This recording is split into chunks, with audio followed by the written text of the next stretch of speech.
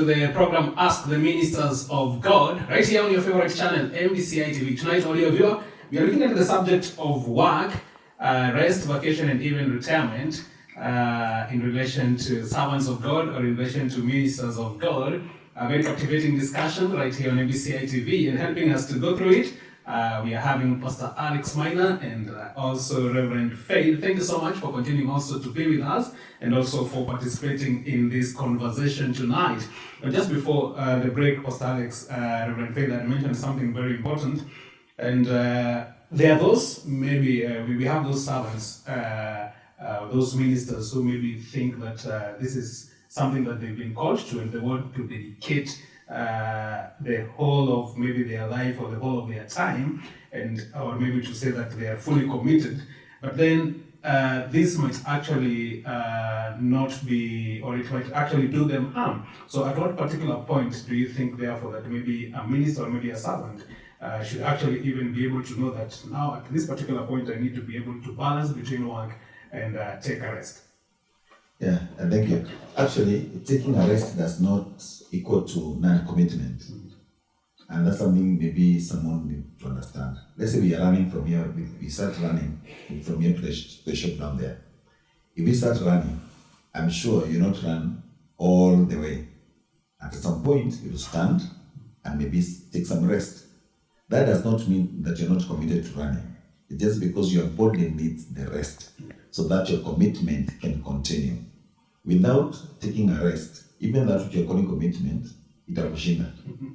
Actually, you know, like let's say you're working without resting, you lose concentration after a time because your body, you know, we're not, even I was just about to say we're not machines, even machines take rest. Yeah, there's a change of oil, there's a change of gear sometimes after a while, because the rest is very, very, very important. Ukipumzika, unajirevive.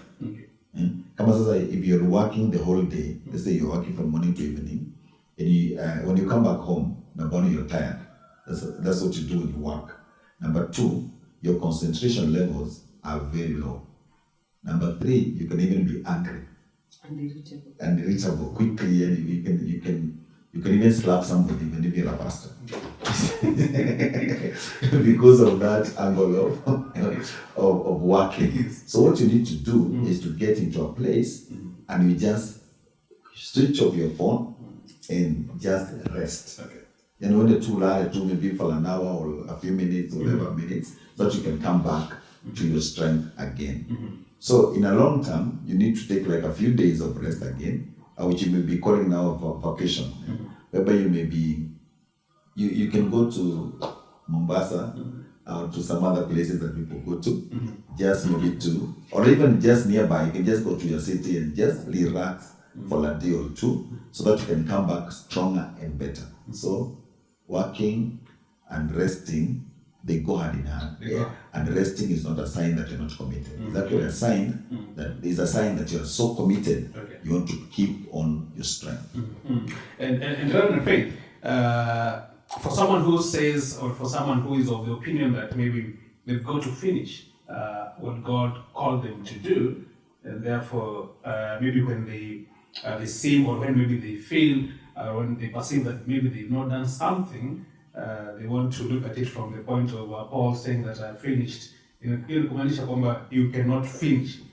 Hii kazi ni mingi sana. Hata Yesu hakumaliza. Paul hakumaliza. He finished his. There's a difference because whenever God gives you a responsibility as his minister, he gives you terms and conditions and jurisdiction. Yeah. You cannot do everything. Remember Jesus, when the woman who came to worship him with an alabaster jar, and she poured very expensive perfume on his feet and wiped with her hair. And Judas got mad. That perfume should have been sold and the money given to the poor. Jesus said something, the poor you always have with you. In other words, when Jesus came, he said, the Spirit of the Lord is upon me. And the first thing was to bring good news to the poor. But even though he brought that good news to the poor, he still said the poor will still be there. I brought the good news, but not all of them, because I am handing over my mantle to Peter and James and John. And then those disciples, when they finished, they handed down the mantle. That's why we are here today as ministers, because the mantle kept coming. So when God gives you a job, my calling is totally different from Pastor Alex's. Totally different. But we are co-workers in this kingdom. His vision and his mandate is not my vision and my mandate. So the most important thing is know your strength of calling, understand your niche, your area of operation, understand your jurisdiction, then define boundaries. I normally use something that every person under the sun knows. Kenya is the place where we have long distance runners. Yes.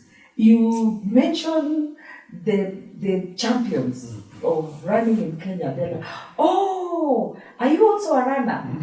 Because Kenya is defined by that. Okay. But you see, until 2-3 weeks ago, we were not even doing short races. We are known for marathons, we are known for steeplechase, we are known for 1500, both male and female. That is people who have found their niche, operate in their strength, and then become the best in their area of operation. In the same way in ministry, every one of us has got their area. And you can tell whether you are doing what God called you to do, or if you're not doing what God called you to do. Once you understand where God has called you and what He has called you for. If my friend, let us say maybe a certain Pastor Joseph is kicking demons, it is not my area. I understand ule anatoaga mapepo na sitasumbuana na yeye. Mimi nitafanya yeye Mungu amenipatia ya kufundisha neno hadi watu wapate ufahamu. So once you understand and you come to a close, your ears are drawing nearer. I understand even for me, miaka nimebakisha kuhubiri ni chache kuliko yenye nimeishi. Yeah, na hata yenye nimehubiri. Because as I get closer to my years, I know by this time I need to have completed this, I need to have done this. And then unafika mahali, you start slowing down, you start realizing I have to hand over the mantle.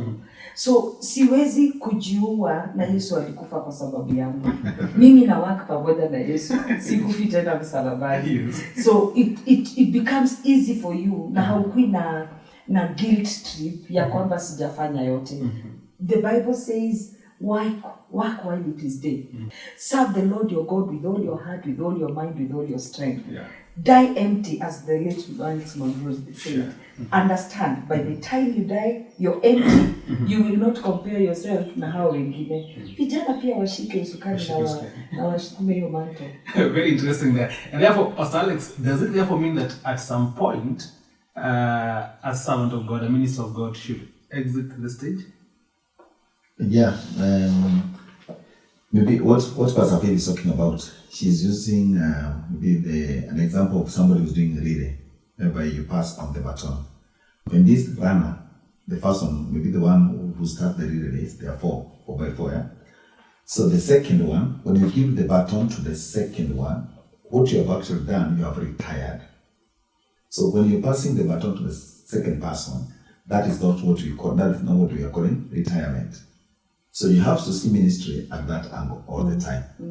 That you need to pass on whatever you're doing to the next person. Why?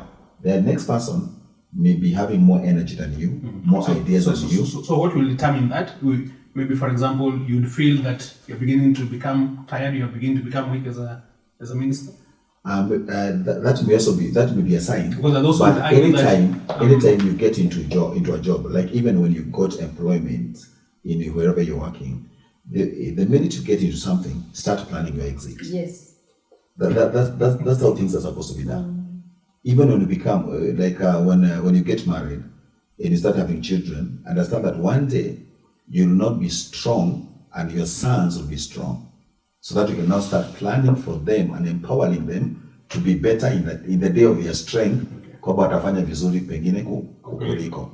So kile nasema ni kwamba anytime you get into ministry, jua kwamba siku moja utapatia mtu fulani. Sasa anza kupanga. Ukiingia tu hivi, The minute you get into ministry, start planning your retirement, your exit. Then that ministry will be strong all the day. You don't wait for the day that utashindwa kuamuka, unaanza kusema sasa hii tupatie nani? Sasa you actually, and that's why many ministries are dying. And that's why many, even businesses are dying. You see, let me use an example of the Asians and how they do ministry. And you find these, even yesterday I was looking at another, I think it should be on a program I was watching, of this business that was born in Kenya in the 1930s or something like that by some Asians. It's still strong. Why? Mwindi akiingia leo aanze duka, the next person analeta ni mtoto wake tu akimaliza kunyonya. Anakuja hapo kupeana change. Huyu Mwindi si eti kwamba mtoto hana kazi ingine. Ana plan, ako aware that I need to retire after some time. I will retire because I'm tired. I will retire because I have other responsibilities to handle. I retire because I need newer strength. I need newer strength. Right now, the abilities you're talking about, some of the names that we were talking about a few years ago, they cannot even run now. Actually, some of the people who are doing ministry now, they're supposed to be at home. But what if they say that God has not asked them to? Yeah, but that's not very true. Yes. That's not very true. That's not very true. Exit does not mean you stop doing everything. It's you get to another level. It's get the way now I am a son, I will become a father. After becoming a father, I become a grandfather. Or even a great grandfather. Life is all at levels, ministry, business. So retirement is something that people need to plan and to think about. And if you don't plan it, it will come. It will come. Even if you don't plan for it, it will come. And it is important also, Yes, it's very important for you to realize you cannot be there all the time. And not being actively on the pulpit does not mean you are not serving. Because take it in the natural. Like if I went to visit my grandfather, he will give me counsel and wisdom that maybe I could not receive many years back.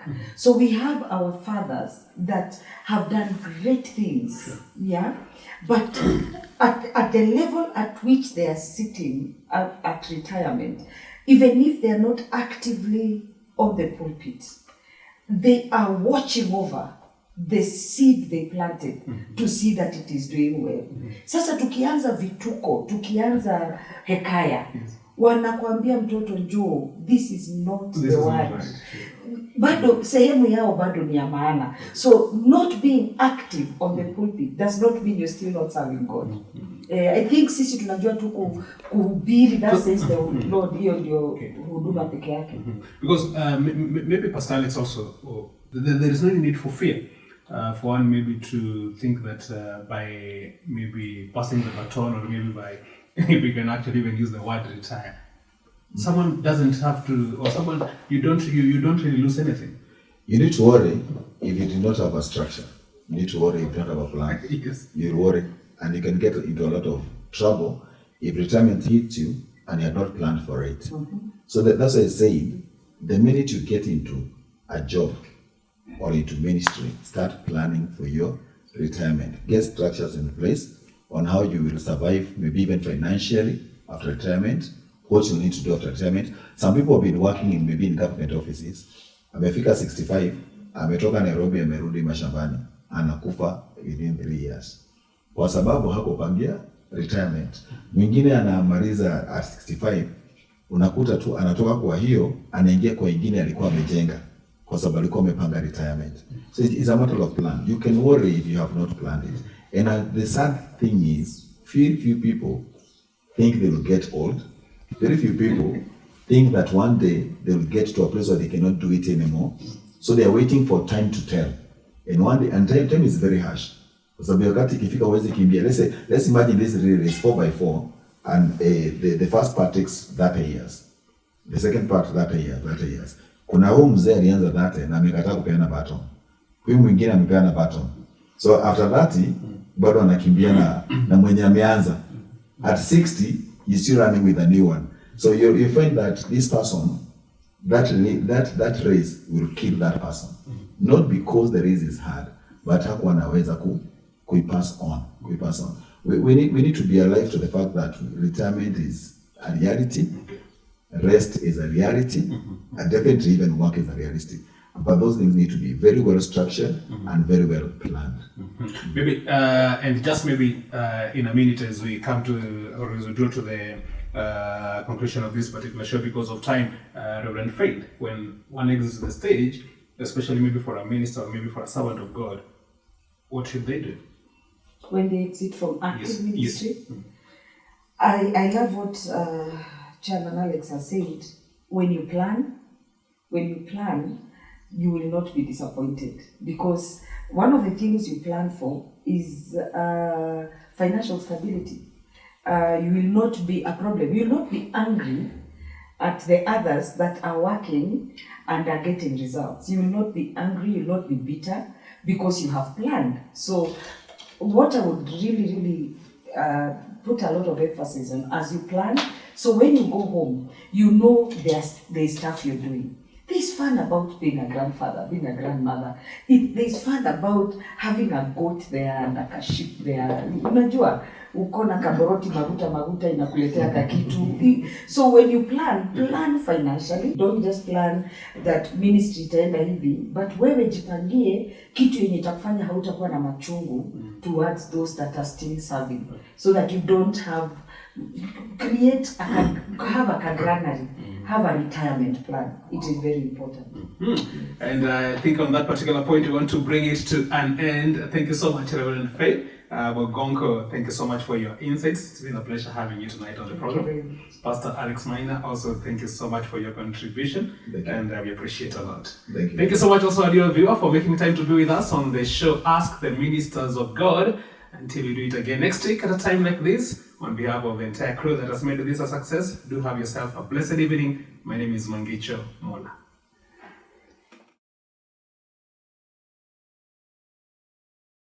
Nuggets of Wisdom with Apostle Dan Gishimo. History shows that the nations rise and fall, discarding the illusion of any claim of superiority. Only God is permanently superior, and that cannot change.